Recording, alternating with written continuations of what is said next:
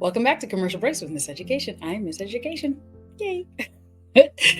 So, I know that I had said in a previous episode that moving forward, I'm going to speak and I understand that everything revolves around my center, which is God, and I'm not going to hold back from that.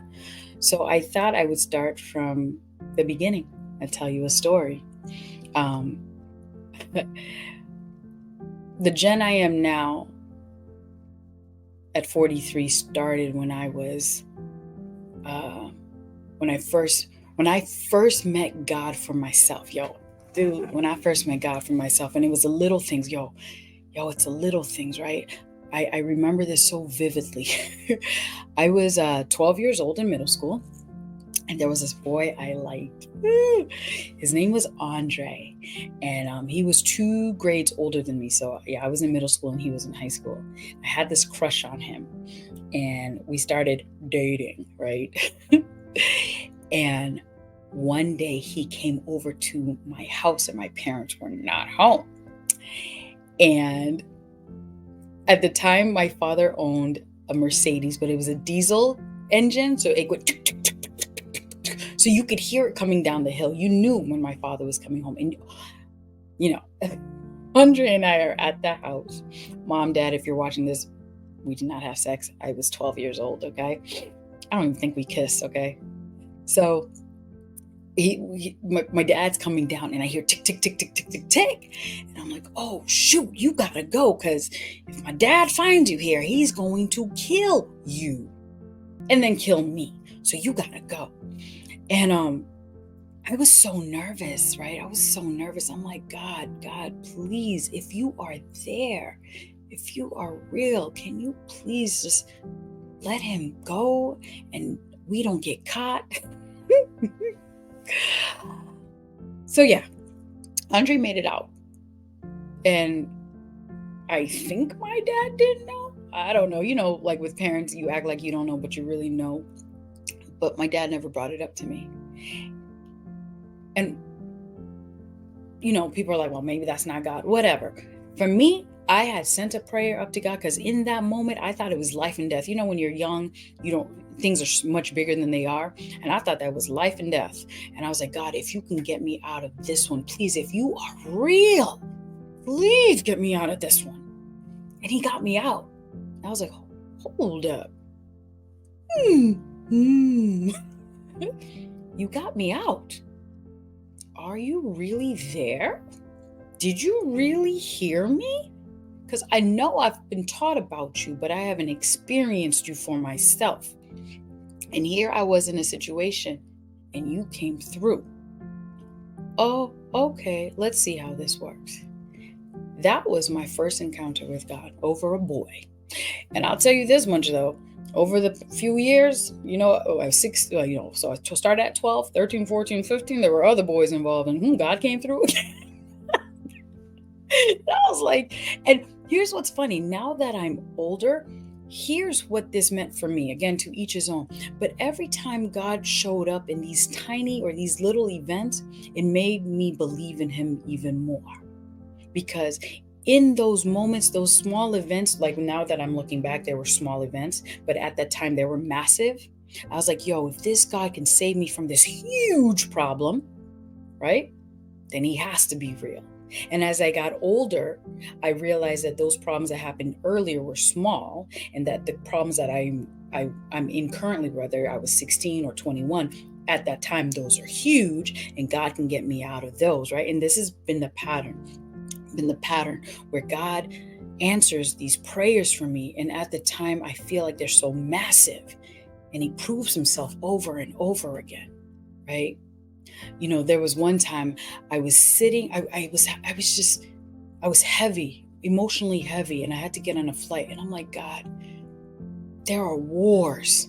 There are starving children. There is pain and loss, misery in this world. And I'm about to ask you for please, because I was supposed to have a window seat.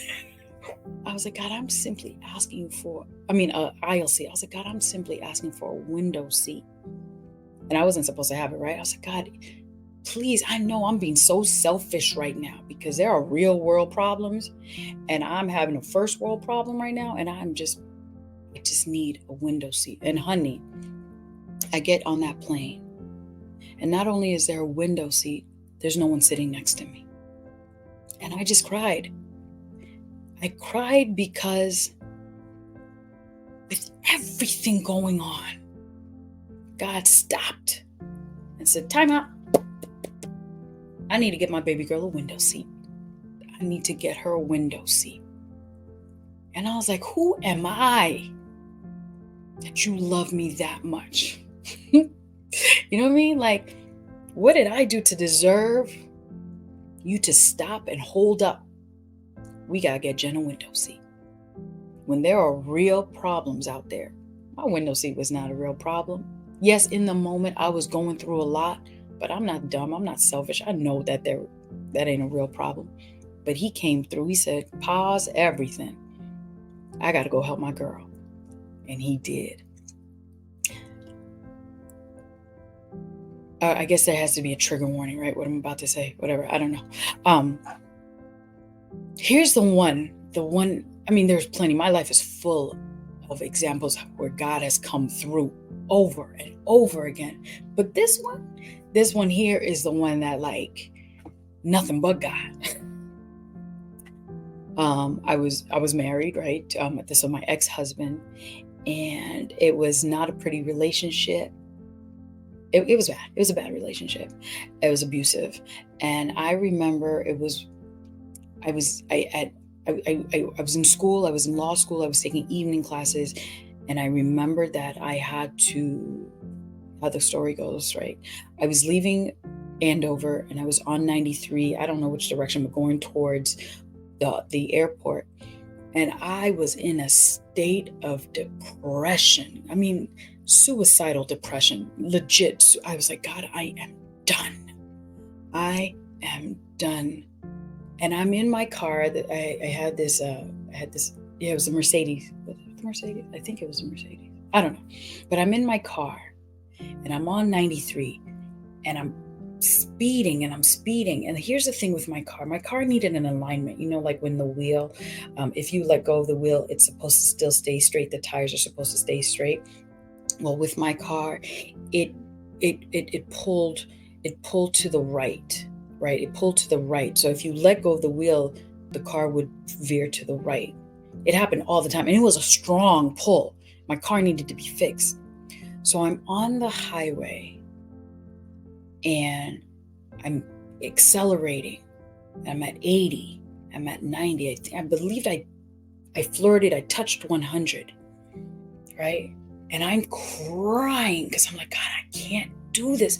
I can't do this. And I let go of the wheel at 100 miles an hour with the expectation that car was going to pull to the right to crash and end my life.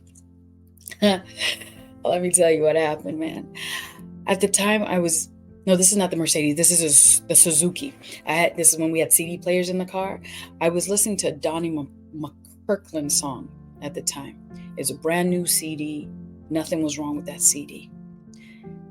The minute I let go of the wheel, the CD scratches. And what I mean by scratch, you know, when how it repeats itself over and over and over again. The minute I let go of the wheel, my car, all I heard was, I will not let you go. I will not let you go. I will not let you. I will not let you go. I will not let you go. God, these darn tears, okay? I let go of that wheel and the car went straight. That bad boy did not veer to the right. She kept straight. And the car, I will not let you go. I will not get you go. Yo, if God has ever made himself clear to me, if he has ever presented himself, it was that night. Hold on. Okay, here we go. It was that night. I grabbed onto the wheel and I pulled over to the, what do you call it? Breakdown lane, right? And I cried. I cried because it wasn't a mystery. I'm recording, bye. Okay. It wasn't a mystery. It wasn't some elusive anything. God showed up. He was like, if there's any doubt in your heart, little girl, that I'm not here or that I'm showing up, I'm letting you know I am not letting go of you. And I pull over, I cry, because I can't believe what just happened. I turn the car off. I turn the car back on. I play the CD. Not one scratch. At first I looked at it. I was like, there's not a scratch. There was no scratch on that CD. When I put it back in, that bad boy played. Never scratched, never repeated, nothing. There was nothing wrong with that CD. There was nothing wrong with that CD. That night, God saved me. And that night, God saw what I could not see. Yo, He cares about the little things, man. And eventually those little things get big. He cares about me. Like, yo, I tell you, you know what? I'm going to pause this for a second because I'm going to read something to you. Or maybe not. You know what? No, let me stop. There's this chapter in the Bible that describes what God does when He comes to answer your prayers. It's David in the Bible describes how He responds to you. And I promise you, from my lips to God's ears, God stopped time. He ripped the skies open with fire in His feet. He used the clouds and He came down. He landed and the earth shook. He stopped every car on the highway. He touched the engine. Nah, He did more than that. He took the wheel. You know when they say, Jesus, take the wheel? Jesus took my wheel. He touched the radio. He said, little girl, if I speak to you, my voice will cause you harm if you hear me straight. So I'm going to speak through this radio. And He said, I ain't going to let you go. I ain't going to let you go. I ain't going to let you go. I ain't going to let you go. Not today. Yeah. What a mighty God I serve. And it would be a shame if I did not share this with you, whoever you are. I know, Melissa, Alba, Jess. So, yeah, okay. See, I did well today. I did well with my tears. This is just a reminder, right, that God cares about us. And all of, again, I don't know, but I know you three have children. Yo, now we need to instill in our children what a wonderful, awesome God He is. When they lose a marble, tell them to pray. Be like, yo, you can't find it? Let's pray about it. Let these children, at the level that they are, understand who God is. Right? Because they're not going to understand the younger they are, they're not going to understand, oh my God, God paid the bills so the lights are on. They're not going to understand that. But if they can't find their marble or their toy, and they pray and they find it, that's God. Train them young. Okay, oh my goodness, I'm over my 13 minutes. Okay, my bad. He cares about the little things. He cares about us. We are not little to Him. Yo, how can I be little to Him? How can your children be small to God when He sent His only begotten Son to die for them? Yo, what a mighty God I serve. All right, I gotta go. It's 14 minutes. Commercial breaks with Miss Education. I'm Miss Education. See you later.